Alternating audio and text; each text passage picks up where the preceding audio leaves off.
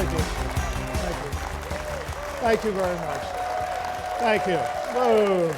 Well, thank you very much, and welcome to Broadway Buzz. I'm delighted to welcome you to Flashdance, the musical. Now, many of you, of course, may remember Flashdance, the movie, which happened in 1983.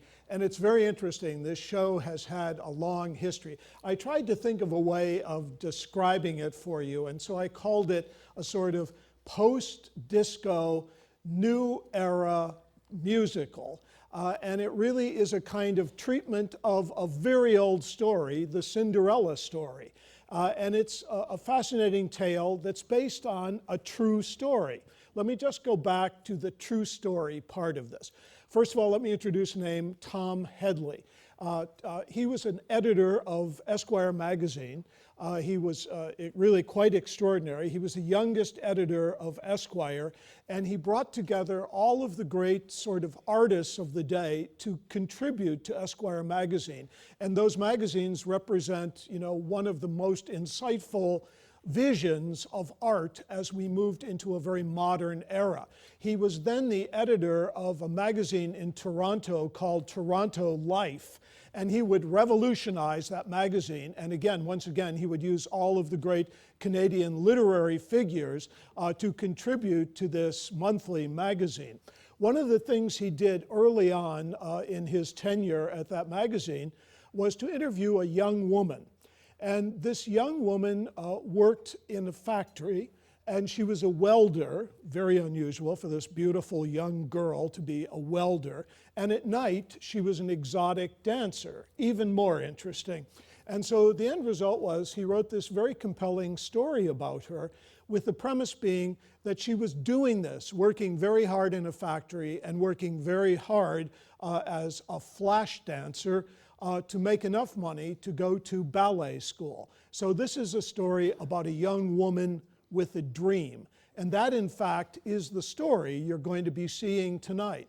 It is a story that dominated both the film and the musical. Now, ironically, this young woman, when they decided to make the movie, they called her in and said, we are going to be using your life in the telling of this story, and we have to come to some kind of settlement. So would you accept $2,300? She had her lawyer with her. They agreed to that amount. They signed the paper. The movie went on to make $150 million. Now, that's a lawyer you never want to have representing you. So in any case, she went to court to try and protest, but the court stood up to the idea that you accepted this in good faith. So in fact, she did sell her story for $2,300. And the end result is, it is a story that has really touched generations of people.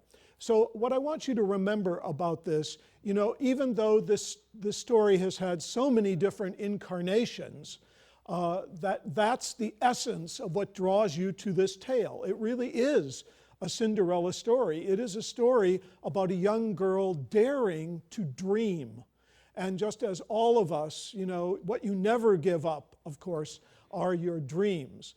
And the end result was that her spirit and her essence really permeates all of the work that has happened with this from 1983, when the movie was made, to the present.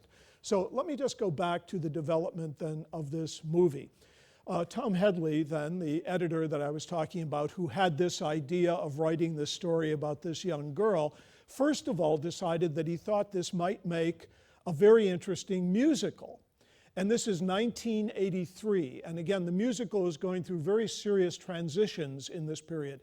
And as we're moving out of the disco era and as we're moving into a new era of sound in music, he thought this would be an extraordinary and groundbreaking musical. He could never really put it together in 1983 as a musical for the stage, but very early on, Hollywood became very interested in the story. And so the end result was a movie was ultimately made in 1983.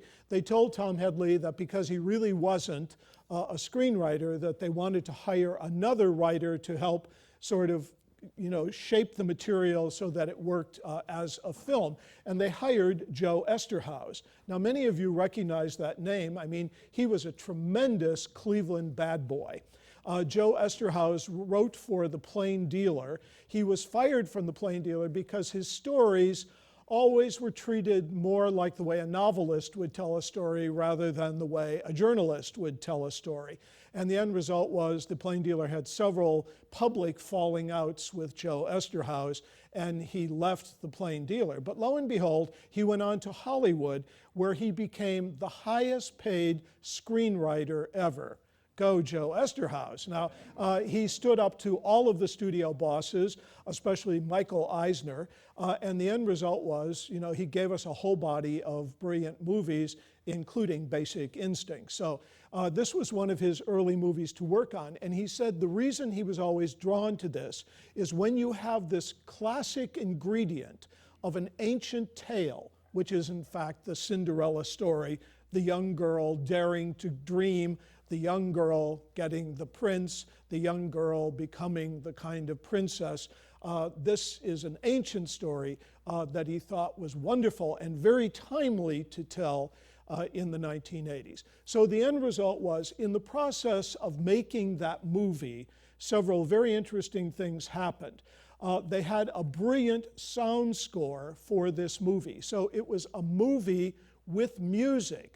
But the actors in the movie didn't sing as they would in a musical. They danced to the music. Of course, this was the beginning of MTV, the early 1980s, and MTV swept the world. The idea that you no longer listened to music, you watched music. And it was the dancing interpretation of the music that we saw in these movie videos, dance videos, that we saw on television that so beguiled a whole young generation. So in fact, what was created was a movie that was really a series of little MTV vignettes taking blockbuster songs and dancing to them in a very provocative Flashdance way. And the end result was the movie really took off. Keep in mind, the first week the movie opened, it had a very poor response, and the studio was absolutely bereft. They thought they had a total failure. But what happened was they were smart enough to release a record album the same time the movie was released, and the record album, on the other hand, exploded. But what made it explode was the fact that all of those little vignettes from the movie, all of those dance sequences that were done in the movie, were released as television videos. So each song, like Maniac, like Gloria, like What a Feeling, these songs all took off and were all competing with one another for number one. And so it's ironic that it was the first time a movie used MTV, meaning movie videos, as a way of promoting the movie. Young kids saw this, fell in love with it, and it became a cult hit. And as I said, it made $150 million. Now, there are a couple of things I want to tell you about that movie. It was directed by Adrian Lyne.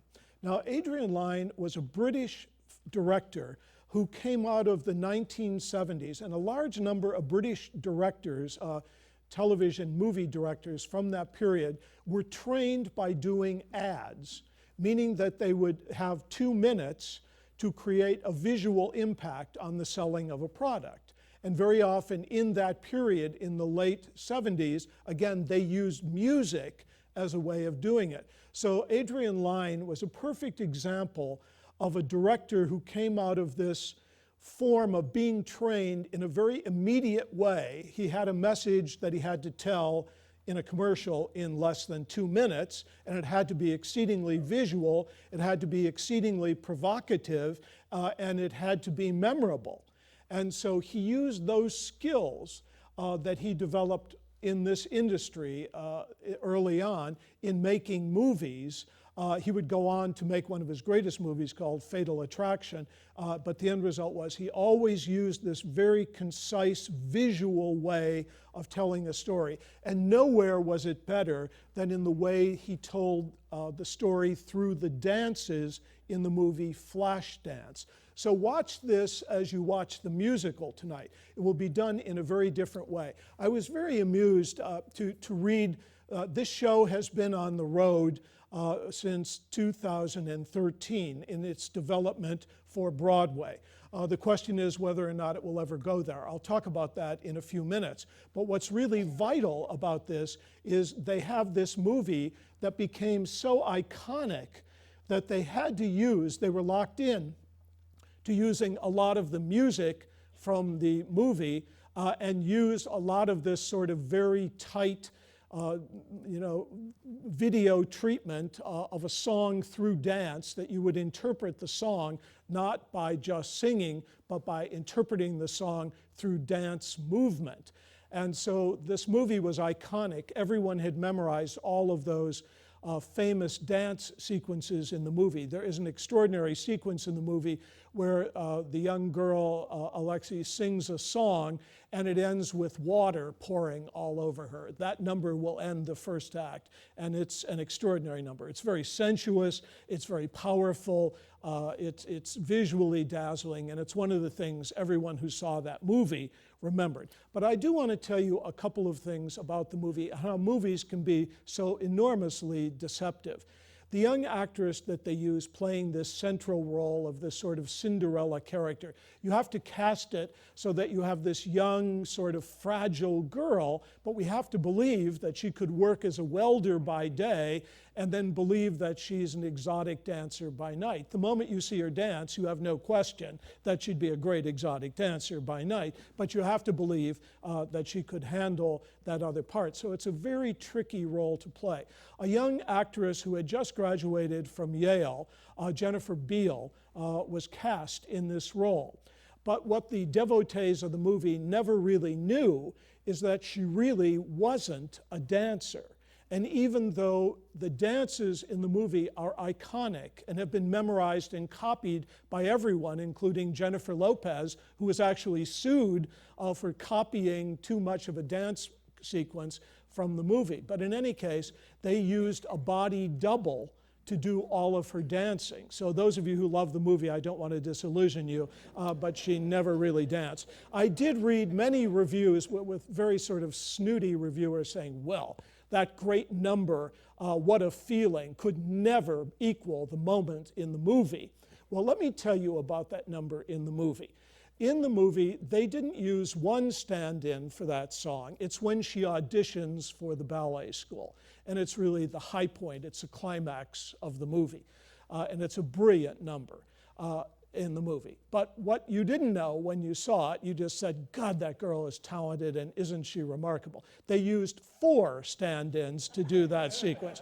Now, they used 2 dancers, one a ballet dancer, one a sort of jazz dancer. They used an acrobat, and then they used a break dancer. Now, to really let you know about Hollywood, the break dancer was a man.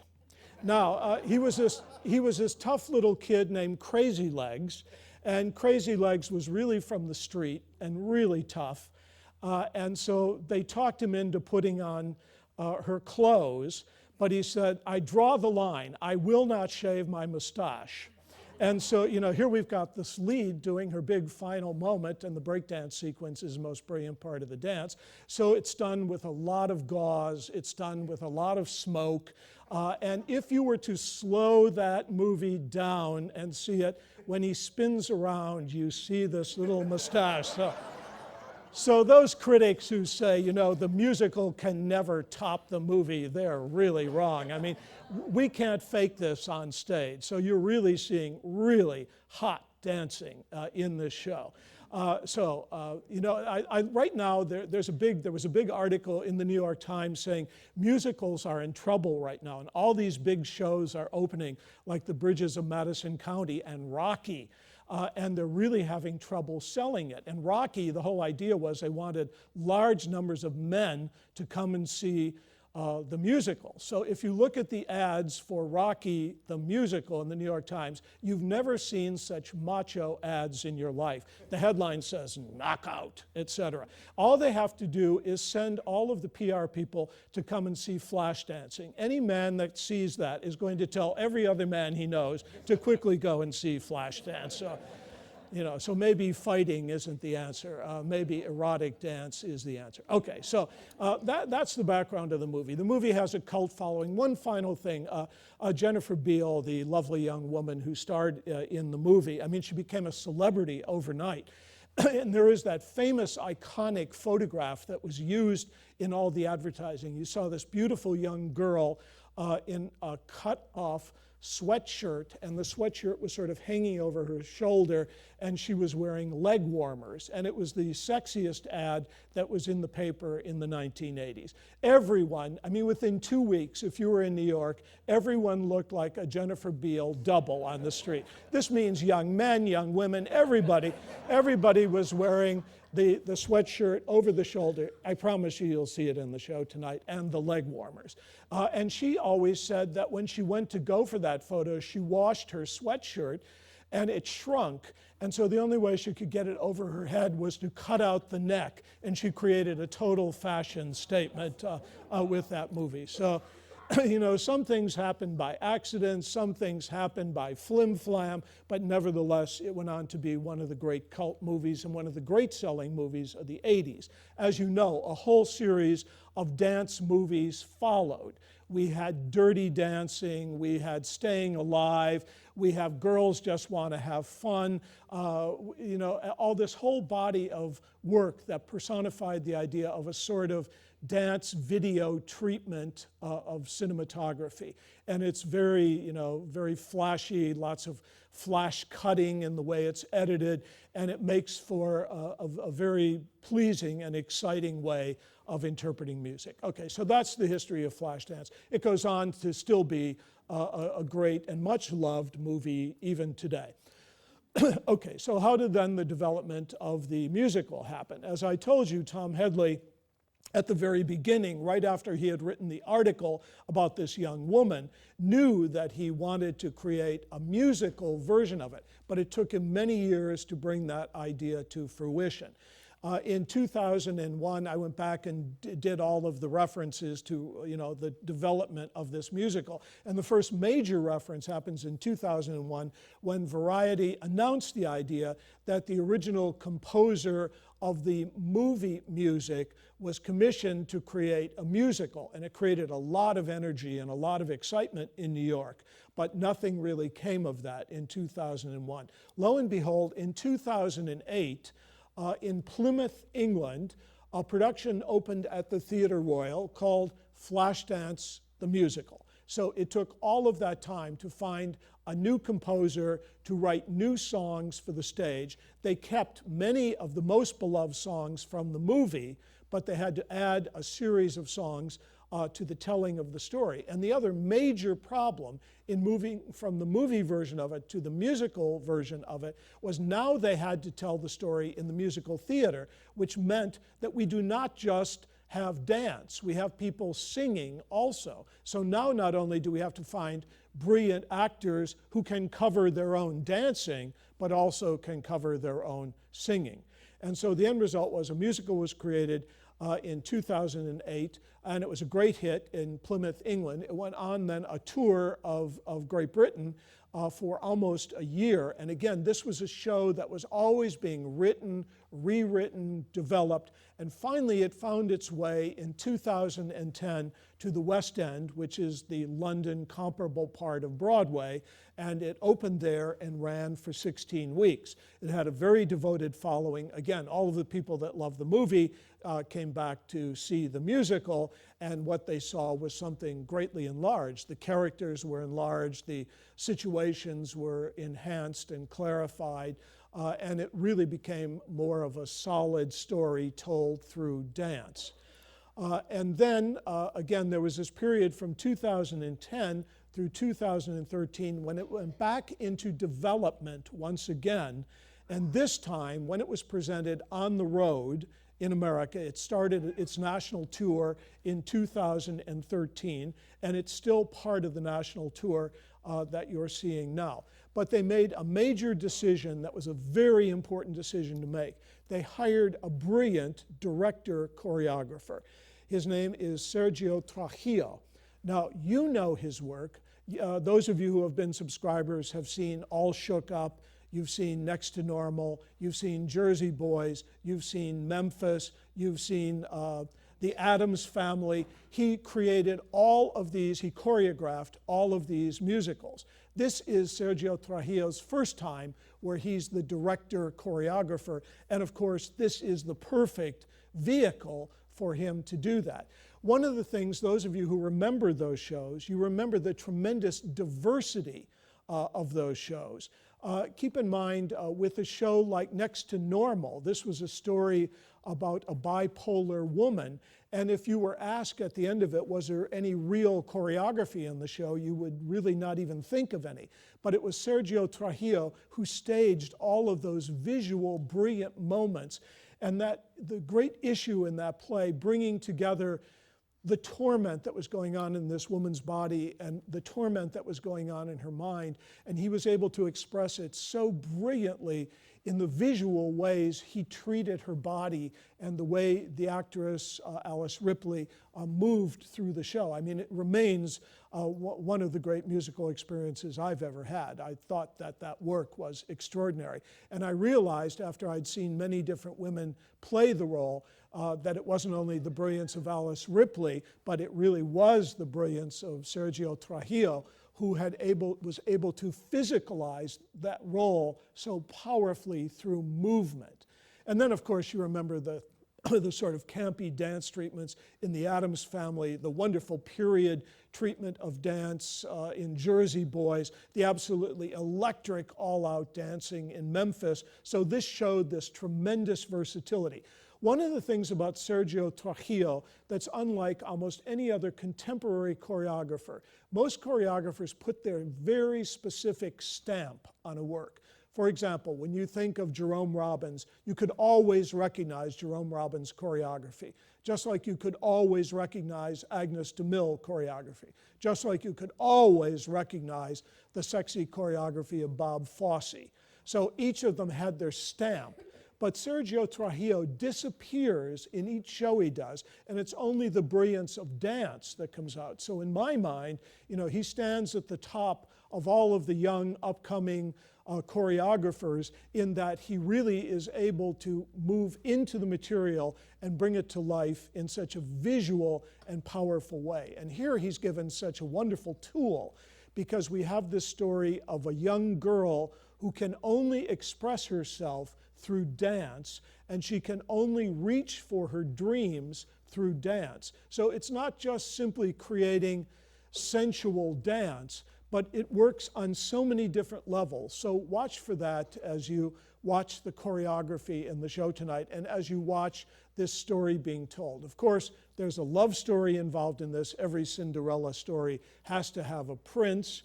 In this case, he's the young man who owns the factory that she works in, but nevertheless, this is the love story that we're going to be following and watching her on her journey and her determination to really fulfill the dream that she aspires to do. Some things I want you to think about in terms of choreography. This is a musical that really communicates to you through dance. I mean, we go back for a moment and let me quickly sort of give you some highlights of how dance has been used in the musical.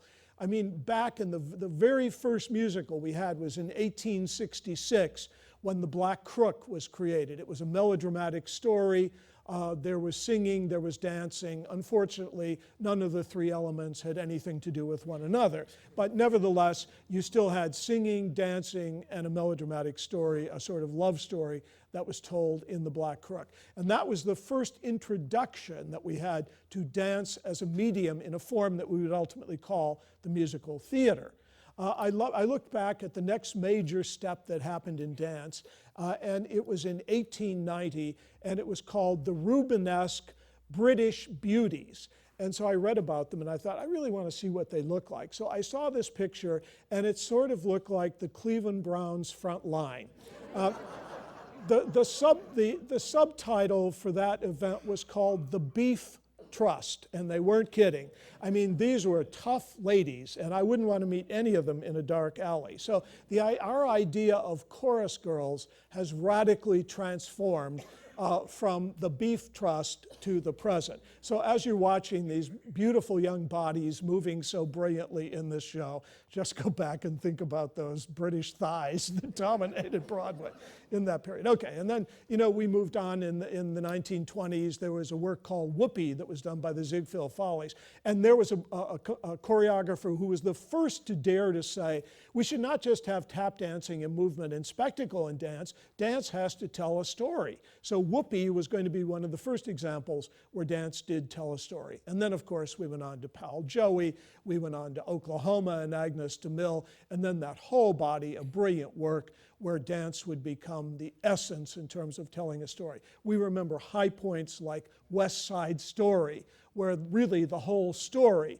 aside from the brilliant music, is told through dance. And so that's the sort of tradition that Sergio Trujillo uses in the creation of this show.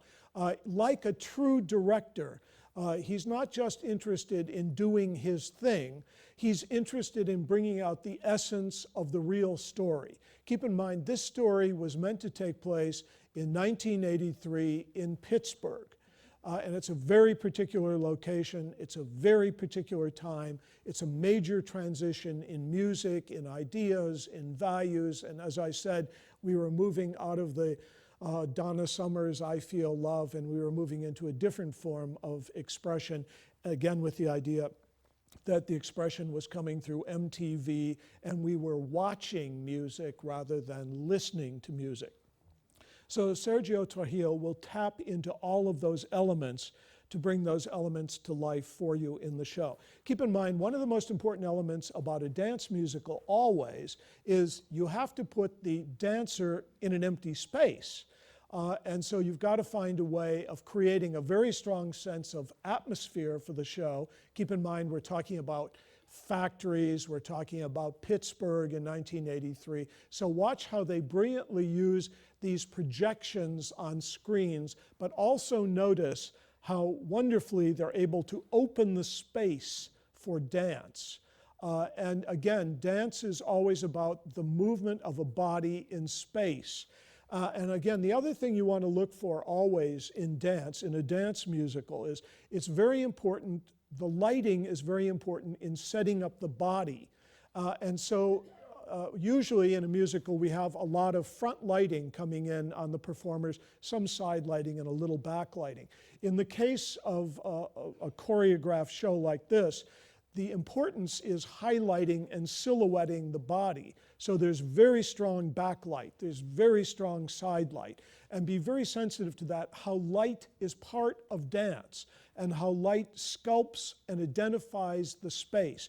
Keep in mind, each time these girls go into songs, these are not just frivolous little exotic dances.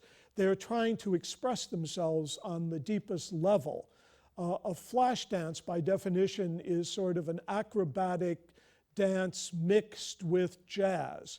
And so it's the movement of the body expressing an idea, expressing frustration. So it's their way of telling the story in a very powerful way.